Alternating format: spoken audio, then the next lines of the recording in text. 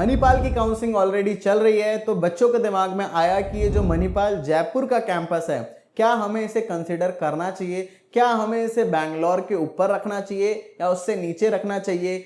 ये सारी चीज मैं डिस्कस करने वाला हूं, यानी कि इस वीडियो के अंदर एक डिटेल्ड कॉलेज रिव्यू रहेगा मणिपाल जयपुर कैंपस के बारे में। ठीक है, इस रिव्यू के अंदर हम लोग बात करेंगे कि इसका इंफ्रास्ट्रक्चर कैसा है, साथ ही साथ यहाँ पे क्या आपको हॉस्टल फैसिलिटीज मिल रही हैं, नहीं मिल रही हैं, साथ ही साथ इसकी स्पोर्ट्स फैसिलिटीज हो गई, इसका जो प्लेसमेंट्स है वो कैसा जा रहा है, नहीं जा रहा है, बिल्कुल लास्ट में इस कॉलेज को लेने के क्या प्रोज है, अच्छी चीजें क्या हैं, और साथ ही साथ इस कॉलेज को लेने के कॉन्स क्या है। तो ये सारा कुछ डिस्कशन होने वाला है, इसलिए इस वीडियो को ध्यान से देखना जिससे कि आपको मणिपाल जयपुर कैंपस के बारे में कुछ भी डाउट ना रह जाए, इसलिए ध्यान से पूरा देखना। बट हाँ, वीडियो स्टार्ट करने से पहले चैनल को सब्सक्राइब कर लेना, क्योंकि अभी से लेके जब तक मणिपाल की काउंसलिंग चलेगी तो इस पे वीडियोस आती रहेंगे फ्री ऑफ कॉस्ट में, इसलिए चैनल को सब्सक्राइब कर लो। तो अब हम बढ़ते हैं आगे। मणिपाल जयपुर, जिसे कि MUJ भी हम कहते हैं, ठीक है, मणिपाल यूनिवर्सिटी जयपुर का कैंपस इस्टेब्लिश हुआ था 2011 में, तो ये भी कोई ज़्यादा पुराना नहीं है, बट हाँ ऑब्वियसली बैंगलोर जो कॉलेज है उससे तो काफ़ी पुराना है,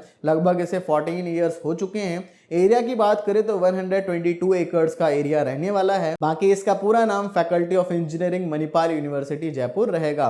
कैंपस की फोटो आप लोग देख लो, बाकी कुछ वीडियोस होंगी तो मैं बीच बीच में आपको दिखाता रहूंगा। रैंकिंग की बात करें तो इसकी रैंक 76 है 2023 में, इसकी पहले रैंक 75 थी। ठीक है, ये चीज आपको समझ आ गई तो थोड़ा सा बेकार हुआ है, बट वही मैंने आपको ऑलरेडी पहले वीडियोस में ही बताया कि रैंकिंग के बेस पे किसी कॉलेज को जज मत करो, ठीक है, और खास करके प्राइवेट को तो बिल्कुल भी नहीं। एडमिशंस की बात करें तो एडमिशंस यहाँ पे आपको पता, आपने मणिपाल का एग्जामिनेशन दिया है, जो भी आपकी रैंक अभी आई हुई है उस रैंक के हिसाब से आपकी काउंसलिंग चल रही है, चॉइस फिलिंग भी ऑलरेडी चल रही है, तो इसका जो एडमिशंस है वो आपका उसी से होता है। आगे क्लास 12 में आपके पास फिजिक्स, केमिस्ट्री, मैथमेटिक्स या बायो होनी चाहिए, एटलीस्ट आपके पास 50% मार्क्स होने चाहिए PCM में क्लास 12 में, राइट। आगे बढ़े तो आ जाता है ब्रांचेस, तो यहाँ पे काफी सारी ब्रांचेस आपको देखने को मिलेगी, तो मैं कुछ ब्रांचेस का बस बता देता हूँ। CSE आपका ब्रांच हो गया, computer science and engineering. CSE की स्पेशलाइजेशन हो गई AI and ML, cyber security, data science, तो काफी सारी ब्रांचेस हैं। स्पेशलाइजेशन लेने में आपको कोई इशू होना भी नहीं चाहिए, क्योंकि प्लेसमेंट वाइज ये सब कुछ सही होता है, बाकी सब्जेक्ट्स भी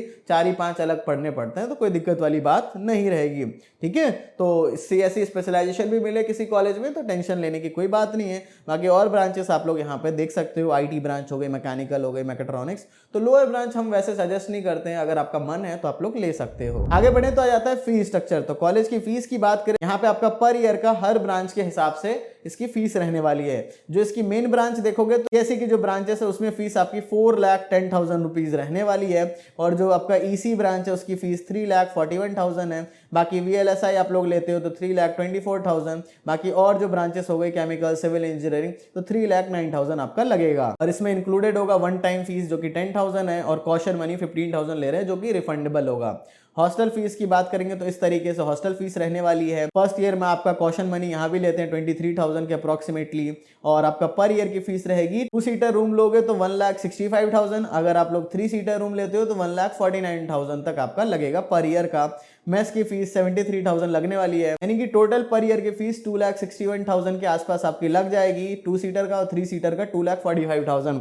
तो मैं बताऊं तो पूरा आपका खर्च 25 to 27 लाख के अप्रोक्सीमेटली लग जाएगा। ठीक है, 25 से 30 लाख का बजट आपको बनाना पड़ेगा यहाँ आने के लिए। तो ये मैं ऑलरेडी पहले वीडियोस में बताता हूँ कि अगर आपका बजट है फिर तो आना, वरना आपके पास कुछ नहीं है, पूरा लोन उठाओगे तो ये फिर इशू वाली बात है, फिर मत आना। आगे बढ़े तो आ जाता है स्कॉलरशिप्स, तो देखो ऐसा यहाँ कुछ ज्यादा स्कॉलरशिप्स है भी नहीं।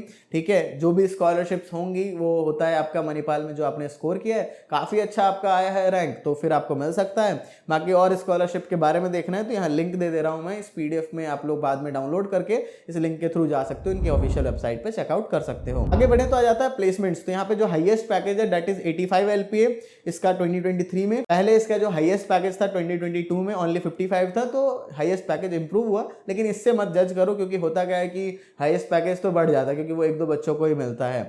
एवरेज पैकेज इसका पहले 7 LPA था, अब जाकर के इसका एवरेज पैकेज जो है 2023 में 9 LPA हो गया, तो काफी अच्छा हो गया है। बाकी मीडियन पैकेज की बात करोगे तो 7.95 LPA रहने वाला है। और कंपनीज सब की बात करोगे तो सारी जो कंपनीज हैं, जो भी टॉप कंपनीज हो गई, आपकी एडोबी हो गई, माइक्रोसॉफ्ट हो गई, तो ये अच्छी कंपनीज आती हैं, तो इसमें कोई दिक्कत वाली बात है नहीं। बट उससे पहले 3 to 4 मिनट्स में आपके लेने वाला हूं, ये काफी इंपॉर्टेंट है, जो कि आपको सुनना चाहिए। अगर आप लोग स्किप करते हो इस पार्ट को तो हो सकता है कि आप एक अच्छे कैंपस में आपको आपको मिल सकता था, उसकी एक अच्छी ब्रांच मिल सकती थी, बट यही कि आपने चॉइस फिलिंग अच्छे से नहीं करी, जिस वजह से जाकर के आपको एक बेटर ब्रांच या बेटर कैंपस नहीं मिल पाया। क्योंकि यहाँ पे टोटल 4 कैंपस आपको देखने को मिलते हैं। मेन कैंपस हो गया MIT मणिपाल, बाकी बेंगलुरु, जयपुर और सिक्किम, तो ये 4 कैंपसेस हैं। तो इसमें आपको इतनी सारी ब्रांचेस देखने को मिलेगी। इन ब्रांचेस को आपको एक पर्टिकुलर ऑर्डर में अच्छे से चॉइस फिलिंग करना पड़ेगा, क्योंकि अगर इसमें एक मिस्टेक हो जाती है, बच्चों को मिल सकता था मेन कैंपस और गलती से मिल गया उनको जयपुर वाला कैंपस, फिर वो बाद में रिग्रेट करते हैं। फिर उनके पेरेंट्स भी सोचते हैं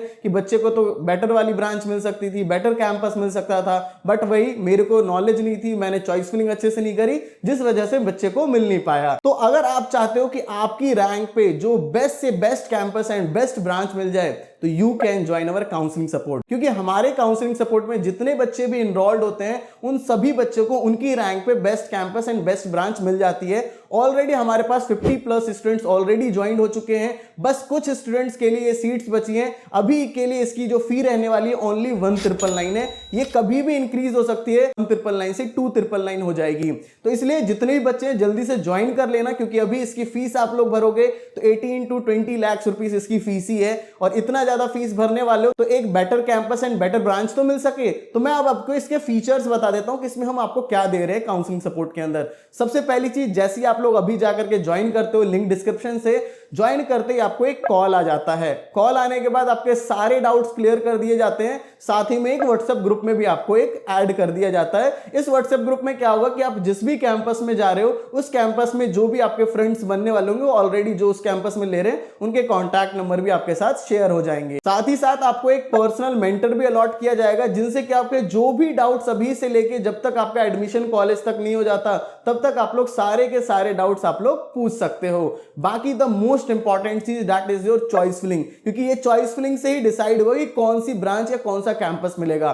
तो ये चॉइस फिलिंग पर्सनलाइज्ड हमारे मेंटर आपको करा के देने वाले हैं। ठीक है, पर्सनलाइज्ड, जिस बच्चे की जो रैंक है उसके हिसाब से पर्सनलाइज करेंगे। ऐसा नहीं कि कुछ भी भेज दिया बच्चे को ऐसे ही, क्योंकि काउंसलर्स मार्केट में काफी भरे हुए हैं। क्योंकि हमारे पास एक्सपीरियंस है, 4 to 5 इयर्स का एक्सपीरियंस है, जो कि पिछले साल बच्चे आप लोग रिव्यू जाके देख सकते हो। पिछले साल भी हमारे पास लगभग 200+ स्टूडेंट्स थे। तो इसलिए जाकर के जो पर्सनल मेंटर है वो आपकी बेस्ट से बेस्ट चॉइस फिलिंग कराएंगे। बाकी जो भी स्कॉलरशिप के रिलेटेड, सर्टिफिकेट्स के रिलेटेड जितने भी डाउट्स हैं, वो सब कुछ आपका क्लियर होने वाला है। तो इसलिए लिंक डिस्क्रिप्शन और कमेंट सेक्शन में जल्दी से जाकर के 1999 में ज्वाइन कर लो, क्योंकि बाद में जैसे ही बच्चे बढ़ेंगे तो पर्सनल मेंटर्स भी इंक्रीज होंगे, इसलिए 2999 फी हो जाएगी। इसलिए जल्दी से जाकर के ज्वाइन कर लेना। बाकी मैं आपको शॉर्ट में बता देता हूं कि हमारा एक्चुअली में ऑफिस भी है, जहां से वीडियो शूट हो रही है। तो आप लोग ऑफिस विजिट करके भी अपनी काउंसलिंग करवा सकते हो। ऑफिस पे आने के लिए 99 रुपीज का आपको स्लॉट बुक करना पड़ेगा, और इसकी जो ऑफलाइन में फीस रहने वाली है, मणिपाल काउंसलिंग कराना चाहते हो, दैट इज 20,000 रुपीज। बट इस 20,000 में क्या होगा कि आप जितनी भी काउंसलिंग कराना चाहो, मणिपाल की, VIT की, बिटसैट की या स्टेट काउंसलिंग जितनी भी कराना चाहो, तो 20,000 में ही इंक्लूडेड होगा। तो अगर आप लोग ऑफलाइन विजिट करना चाहते हो, हमारा ऑफिस दिल्ली NCR के अंदर है, तो विजिट करना चाहते हो तो 99 रुपीज का स्लॉट बुक कर लेना। बाकी अगर नहीं तो जल्दी से जाकर के ऑनलाइन काउंसलिंग सपोर्ट आप लोग ज्वाइन कर लो। आगे बढ़े तो आ जाता है कनेक्टिविटी। तो यहाँ पे पहुंचने के लिए कैसे पहुंचेंगे, पहली बार तो बाय फ्लाइट आ रहे हो आप लोग तो जयपुर का इंटरनेशनल एयरपोर्ट पे उतर सकते हो। 30 किलोमीटर की दूरी पे है कैंपस से। बाकी आप लोग ट्रेन से आने वाले हो तो जयपुर जंक्शन का रेलवे स्टेशन है, जो कि 28 किलोमीटर की दूरी पे रहने वाला है। आगे बढ़े तो आ जाता है कट ऑफ। तो कट ऑफ की बात करेंगे तो MIT जयपुर का राउंड 1, राउंड 2, राउंड 3 की कट ऑफ आपको दे दी गई है। सभी ब्रांचेस की CSE देखो तो लगभग 18,000 तक मिल जाता है। बाकी इसकी स्पेशलाइजेशन देख लो 48,000 तक भी मिलता है। ठीक है, तो कट ऑफ के हिसाब से भी देखोगे तो बेंगलुरु जो कैंपस है हमारा, उसकी कट ऑफ इससे हाई जाती है। वहां लगभग 8 to 9,000 तक ही CSE कोर बंद हो जाता है। यहाँ सोचो 18,000 तक जा रहा है। यहाँ पे सोचो कि आपके जो भी रैंक आई है 47-48,000 तक CSE यहाँ पे भी मिल जाएगा। राइट, यहाँ पे कट ऑफ आप लोग चेकआउट कर सकते हो सभी ब्रांचेस का। बाकी हमारे साथ काउंसलिंग सपोर्ट में इनरोल कर लोगे तब तो हम ही बताएंगे कैसे जाना है, किस में जाना है, कैसे क्या चीजें करनी है, एवरीथिंग सब कुछ हम ही आपको समझाएंगे। तो कोई टेंशन वाली बात है नहीं। ठीक है, यहाँ पे जो इसकी लास्ट ब्रांच है जैसे कि बायोटेक्नोलॉजी 46,000 तक। ठीक है, तो सभी ब्रांचेस आपने देख लिया। आगे बढ़े तो आ जाता है हॉस्टल एंड मेस। तो ये इंपॉर्टेंट होता है क्योंकि ज्यादातर बच्चे हॉस्टल्स ही लेते हैं। तो सेपरेट हॉस्टल्स है बॉयज एंड गर्ल्स का। हॉस्टल्स डिवाइडेड है ब्लॉक्स में, सभी की फिक्स्ड कैपेसिटी है। 3 सीटर रूम्स आपको 2 सीटर रूम्स देखने को मिल जाएंगे, बच्चे अपने बजट के हिसाब से चूज कर सकते हैं। स्विमिंग पूल हॉस्टल में अवेलेबल है, तो ये काफ़ी अच्छी चीज़ है। रूम के अंदर fan, tubelight, bed, chair, table, अलमीरा रहने वाला है। वाईफाई की कनेक्टिविटी है कैंपस में, लेकिन कभी कभार इशू आ जाता है आपको, तो फिर लैंड पोर्ट्स के थ्रू आप लोग कनेक्ट करोगे लैपटॉप को और आपका अच्छे से चलने लग जाएगा। रूम्स के अंदर एसी लगा हुआ है, तो ये काफ़ी अच्छी चीज़ है। आपको वॉशरूम्स देखने को मिल जाएंगे जो कि साफ़ सफाई रोज होती है। पानी वानी पीने में कोई दिक्कत नहीं है, वाटर कूलर की फैसिलिटी है। कॉमन रूम्स आपके लिए दिए हैं इंटरटेनमेंट पर्पस के लिए, कभी मौज मस्ती करनी है ग्रुप के साथ तो वो सब सारा कुछ कर सकते हो। टीवी वीवी, इंडोर स्पोर्ट्स यानी कि छोटा मोटा टेबल टेनिस, ये सब वो कॉमन रूम में ही रहने वाला है। हॉस्टल को काफ़ी अच्छे से ऑर्गेनाइज किया गया है, ठीक है। सेंट्रल मेस देखने को मिल जाएगा आपको, बाकी नाइट कैंटीन भी यहाँ अवेलेबल है। 24/7 इसका साफ सफाई होता रहता है। नॉन वेज का मेन्यू भी है, तो खाना आपका ठीक ठाक ही रहेगा, ठीक है। ऑब्वियसली उतना भी बढ़िया नहीं रहता हॉस्टल का जो आपका मेस होता है, उतना भी अच्छा नहीं होता, तो हाँ खाने लायक है, तो कोई इशू आपको नहीं आएगा। आगे बढ़े तो आ जाता है स्पोर्ट्स। तो स्पोर्ट्स में भी लगभग सारी फैसिलिटीज दे रहे हैं। फुटबॉल का ground, cricket ground, hockey ground, running tracks, indoor badminton court, volleyball court, basketball court, swimming pool, gymnasium, indoor sports में चेस, कैरम, टेबल टेनिस, ठीक है। तो काफ़ी बड़ा कैंपस है, तो ऑब्वियस सी बात है कि ये सब चीज़ देना ही पड़ेगा, क्योंकि बच्चा हमेशा पढ़ता ही थोड़ी रहेगा, ये सब चीज़ें भी तो करेगा, ठीक है। तो आप लोग देख लो, अगर आप लोग ऑलरेडी स्पोर्ट्स में कुछ कर रहे थे तो आपके लिए ये अच्छी चीज़ हो जाती है कि ये फैसिलिटीज़ आपको मिल रही हैं, कि जिससे और भी ग्रोथ आप लोग कर सकते हो। आगे बढ़े तो आ जाता है इंफ्रास्ट्रक्चर। तो जैसा आपको मैंने बताया 2011 में स्टैब्लिश हुआ था, 122 एकर्स का है। कंप्यूटर सेंटर अवेलेबल है, जिसमें कि प्रोजेक्ट वर्क ये सब करना हो तो कर सकते हो। क्लासरूम्स में भी एसी लगा हुआ है, तो प्राइवेट में है, मणिपाल है, तो ये सब फैसिलिटीज़ आपको देगा, राइट। इसके बाद आते हैं लेबोरेटरीज, हर ब्रांचेस की लैब्स हैं, तो इसमें कोई कॉम्प्रोमाइज़ नहीं है। वाईफाई की कनेक्टिविटी है, बैंक एटीएम की फैसिलिटी आपको आसपास में देखने को मिल जाएगी। नाइट कैंटीन भी अवेलेबल है, खाने पीने में कोई दिक्कत नहीं है। इंफ्रास्ट्रक्चर भी अच्छा बना हुआ है। मेडिकल सेंटर भी यहाँ अवेलेबल है। सेंट्रल लाइब्रेरी भी है, जहाँ पे आपको एकेडमिक एंड नॉन एकेडमिक्स दोनों तरह की बुक्स देखने को मिल जाएगी, तो वहाँ से इशू करा के आप लोग पढ़ सकते हो। हॉस्टल रूम्स जो हैं काफ़ी अच्छा बना हुआ है, आपको लगेगा कि 3 स्टार होटल में तो नहीं आ गए, तो इस तरीके से बढ़िया सा बना रखा है हॉस्टल, तो आप लोग देखोगे तो काफ़ी अच्छा आपको मिलेगा। एक मोबाइल ऐप भी आपको दिया जाता है, कभी कुछ आपके साथ रैगिंग ना हो जाए, कुछ भी इशू आता है हॉस्टल के रिलेटेड, जो भी चीज़ आता है तो मोबाइल ऐप में ही आप लोग कंप्लेंट भी कर सकते हो।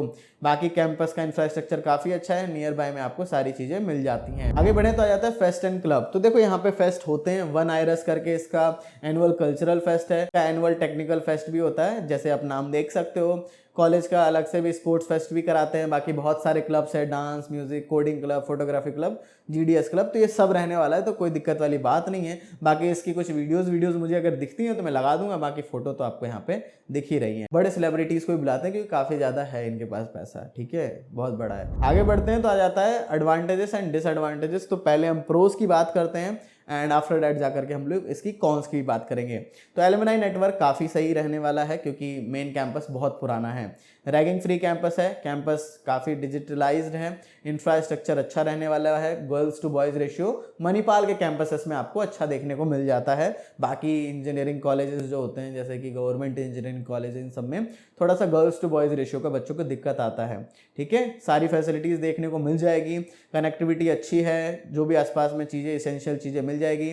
स्पोर्ट्स की फैसिलिटीज़ भी आपको दे रखी है। आगे बढ़े तो आ जाता है कॉन्स, क्योंकि सारी अच्छी चीज़ें ही बस हम नहीं बताते, जो इसकी दिक्कत है वही बताएंगे। पहली चीज़, बच्चों को यही डाउट आता है कि क्या ड्रग्स और ये सब चीज़ें यहाँ भी कुछ ज़्यादा ही होता है, क्योंकि मेन कैंपस का तो हमने सुना हुआ है। तो देखो ये सब चीज़ें ना हर जगह होती हैं, किसी जगह ज़्यादा होता है, किसी जगह कम होता है। तो मणिपाल का नाम थोड़ा सा खराब इसलिए भी है कि यहाँ ज़्यादा होता है। देखो एक्चुअल बताऊँ तो अब बहुत ज़्यादा स्ट्रिक्टनेस हो गई, अब ये सब चीज़ें उतनी होती नहीं है। बाकी आपका डिपेंड करता है कि आप अपने ग्रुप्स कैसे बनाते हो, क्योंकि ये बहुत इंपॉर्टेंट होता है। अगर आपके अच्छे बैचमेट्स होंगे तो आपको बहुत बढ़िया लगेगा, पूरे 4 साल बिताओगे, ये सब कुछ भी झंझटों में आप लोग नहीं पढ़ने वाले हो। बट वही है कि अगर आपको गलत संगति मिल जाती है, थोड़े सा भी इशू होगा, तो फिर आपके पूरे 4 साल बर्बाद हो जाएंगे। फिर मदर और फादर की, पेरेंट्स की जो कमाई है वो भी आपकी वेस्ट हो जाएगी, क्योंकि प्लेसमेंट नहीं मिलेगी। तो इसलिए बच्चों अच्छे से जाना, अच्छे से मेहनत करोगे तो प्लेसमेंट मिल जाएगी, और इन सब चीज़ों में नहीं रहने वाले, तो उसकी टेंशन मत लो।